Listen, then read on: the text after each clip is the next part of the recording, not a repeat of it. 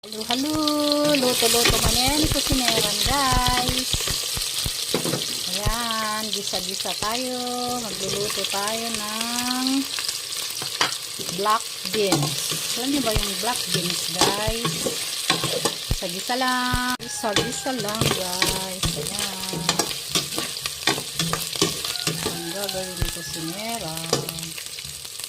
Tapos, ito na yung sinasabi kong black beans. Ayan. Pinakuluan ko yan ng medyo matagal-tagal. Parang munggo. Tapos, ganyan lang. Nagulam ba kayo ng ganito, guys? Black beans. Ayan. Ayan, guys. Wait lang natin kumulo. At, ayan na, guys. Ang black beans. Ayan, guys. Oh. Kumukulo na siya.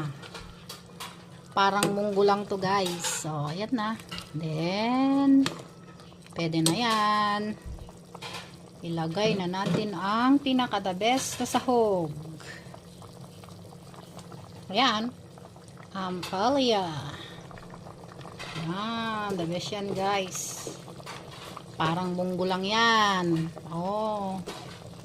Try nyo kaya guys. Masarap to. Oh. Ayan. Ready na tayong kumain. Thank you for watching mga kasisi.